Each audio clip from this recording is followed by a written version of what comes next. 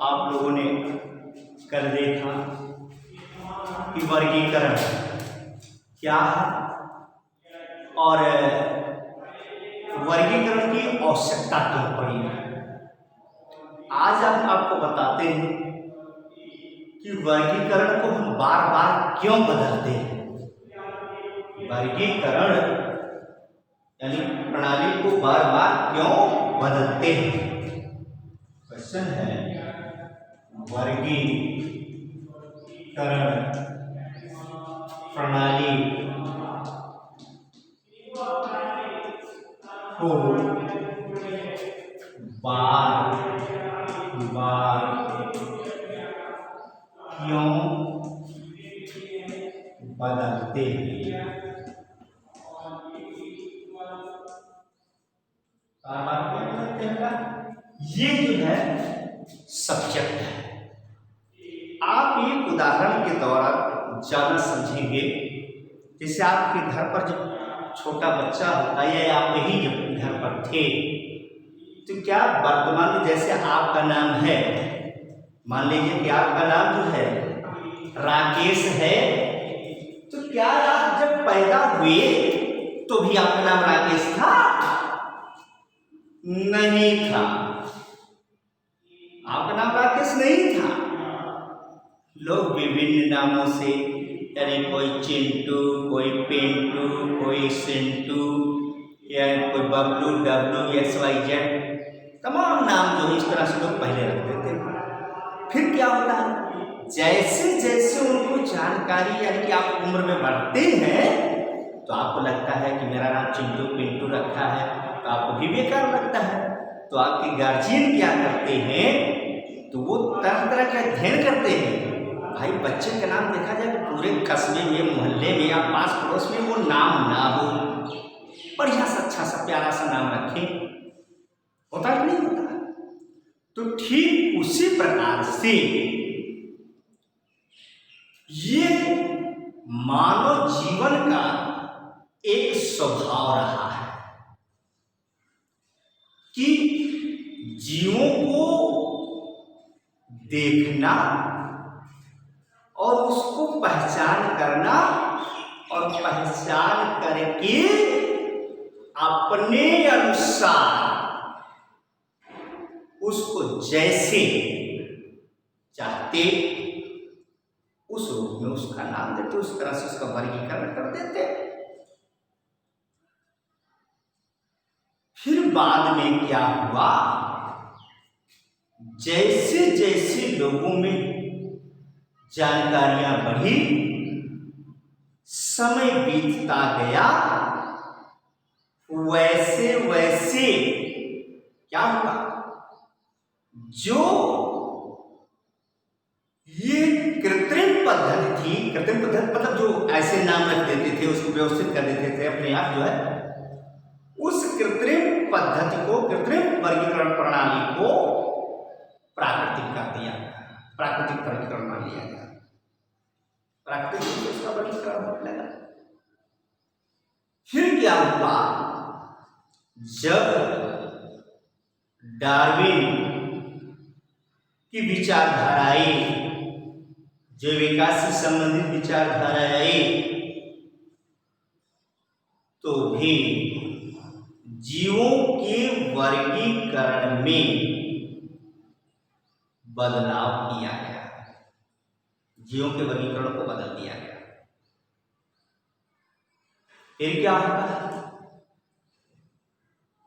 कि विज्ञान, जीव विज्ञान में जो वैज्ञानिक हैं वो हर समय अपना अनुसंधान कार्य कर रहे हैं। विज्ञान की इतनी प्रगति हो रही है कि कई शाखाओं का जो है उदय हो रहा है, जैसे साइकोलॉजी, मॉर्फोलॉजी, ऑन्कोलॉजी, कई शाखाएं, इस तरह जेनेटिक्स शाखाएं जो है उत्पन्न हो रही। तो उसके लक्षणों के आधार पर, उसके स्वभाव के आधार पर उसको जो वर्गीकृत कर दिया, वर्गीकरण करना शुरू किया। ये इस विभाग का है, इस विभाग का है, वर्गीकरण किया गया। फिर क्या, अभी और भी वर्तमान समय में जो प्रक्रिया चल रही है कि जितने भी वैज्ञानिक हैं वो वैज्ञानिक भी अपने नए नए अनुसंधान कर रहे हैं और अपनी विचारधाराओं को भी प्रस्तुत कर रहे हैं, जिसके कारण आगे आने वाले समय में भी वर्गीकरण प्रणाली में बदलाव होगा, हो सकता है या होगा।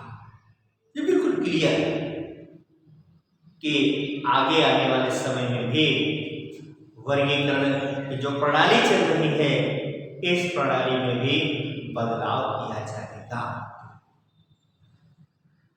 अब आज से एक प्रश्न पर और चर्चा करते हैं। वो प्रश्न क्या है, इस प्रकार से आपसे पूछा गया प्रश्न है कि बर्फ का एक टुकड़ा है,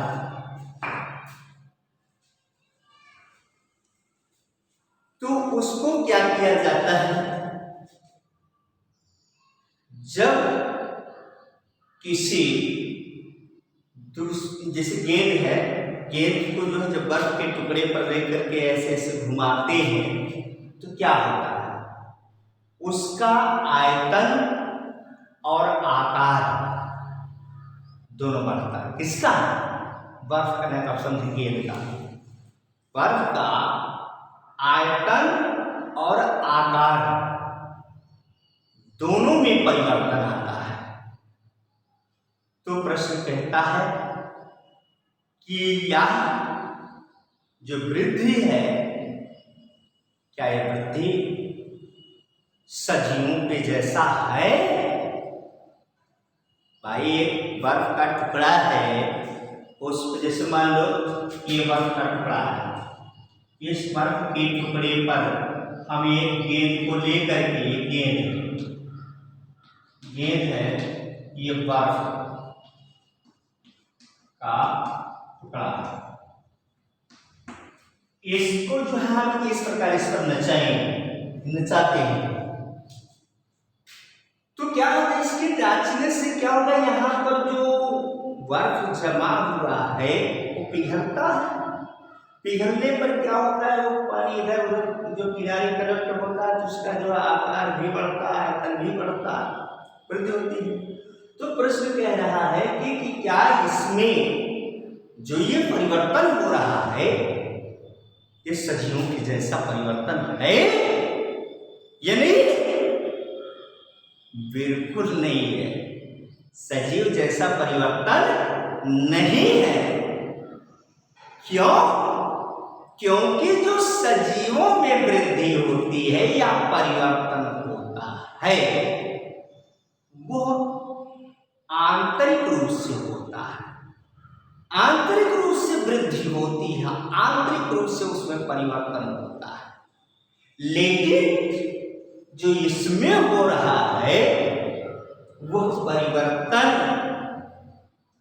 इसके जो बाह्य रूप में हो रहा है, इसलिए इस परिवर्तन को हम सजीवों का परिवर्तन जैसा नहीं कह सकते। इस सजीवों में इस प्रकार का परिवर्तन आई बात समझ में। फिर और भी देखें, इसमें कुछ टॉपिक और है जिस पर हम चर्चा करते हैं। ये बाइनोमियल नोमेनक्लेचर,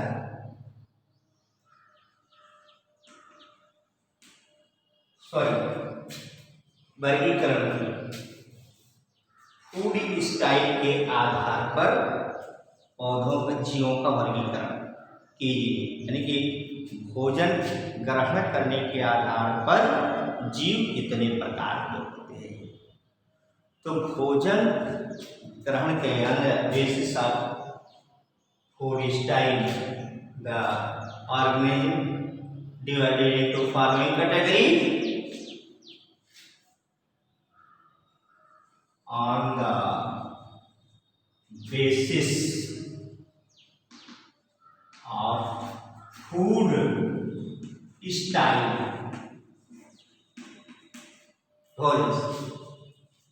के तरीके के आधार पर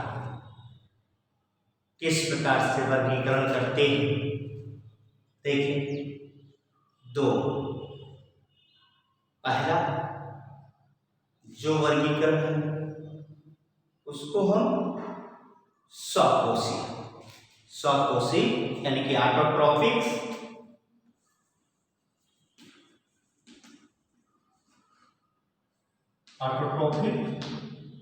स्वकोशी जिसको हम करते हैं क्या, स्वकोशी। जितने भी पेड़ पौधे हैं, हरे पेड़ पौधे सभी प्रकाश संश्लेषण की क्रिया करते हैं और प्रकाश संश्लेषण क्रिया द्वारा भोजन का निर्माण करते हैं और साथ ही साथ ऑक्सीजन को बाई प्रोडक्ट के रूप में बाहर भी निकालते हैं, साफ उत्पाद के रूप में बाहर निकालते हैं, जिसका उपयोग हम सभी अपने श्वसन क्रिया में करते हैं। हम अपने श्वसन क्रिया में करते हैं। तो इस तरह से सभी हरे पौधे स्वकोशी हैं, जो क्योंकि अपना भोजन वो स्वयं बनाते हैं। और हम सभी जितने भी जंतु हैं जो कि वनस्पतियों से पोषण प्राप्त करते हैं, ये विषमकोशी कहलाते हैं, क्योंकि उनसे पोषण लेते हैं। इसके आधार पर, पोषण ग्रहण करने के आधार पर जो हम वर्गीकरण करेंगे उसमें प्रोड्यूसर, कंज्यूमर एंड डिकम्पोजर, तीन रूपों में इसको हम वर्गीकृत करते हैं। पहला प्रोड्यूसर, दूसरा कंज्यूमर और तीसरा डिकम्पोजर।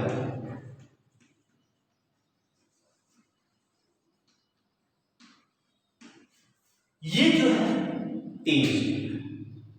प्रोड्यूसर में अभी हमने आपको बताया कि जो भोजन का उत्पादन करने वाले जितने पेड़ पौधे प्रोड्यूसर हो गए।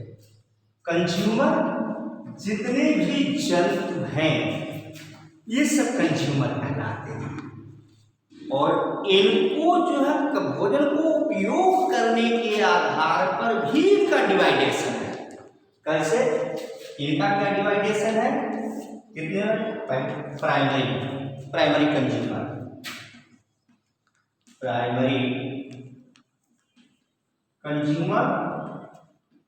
प्राइमरी कंज्यूमर का मतलब जो सबसे पहले इन वनस्पतियों अथवा उनसे निर्मित भोज्य पदार्थों को ग्रहण करता है वो प्राइमरी कंज्यूमर कहलाता है। जैसे चूहा है, खरगोश है, टिड्डी है, ये भी प्राइमरी कंज्यूमर कहलाते हैं। दूसरा सेकेंडरी